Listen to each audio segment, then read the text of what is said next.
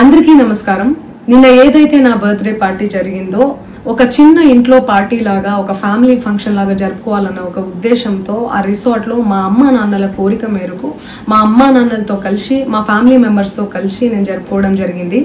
అక్కడ మా అమ్మా నాన్న ఫ్రెండ్స్, మా ఫ్యామిలీ ఫ్రెండ్స్, మా టీమ్ మెంబర్స్ మాత్రమే ఉండడం జరిగింది. అండ్ అట్లనే లిక్కర్ ఉండడం జరిగింది, సౌండ్ సిస్టమ్ ఉండడం జరిగింది. సో సౌండ్ సిస్టమ్ కి లిక్కర్ కి పర్మిషన్ తీసుకోవాలని చెప్పి నాకు అస్సలు అవగాహన లేదు, ఐడియా కూడా లేదు. అది అనుకోకుండా సడన్ గా ప్లాన్ చేసుకొని వెళ్ళిపోవడం జరిగింది అక్కడ.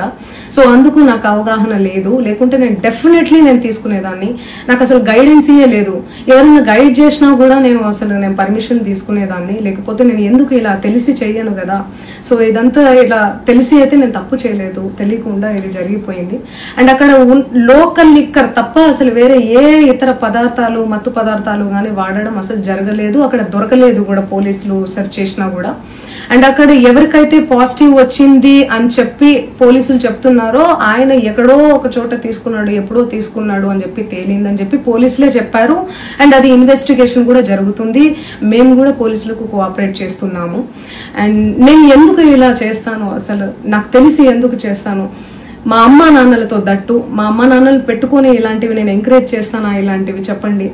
అండ్ ఒక రోల్ మోడల్గా ఒక ఇన్స్పిరేషనల్గా ఉండాలని అనుకుంటాను, కానీ నేను ఇలా ఎందుకు నేను చేస్తాను. సో ప్లీజ్ దయచేసి మీడియా మిత్రులకు నా విన్నపం ఏంటంటే ఆధారాలు లేని అభియోగాలు నా మీద అస్సలు మోపద్దు ప్లీజ్.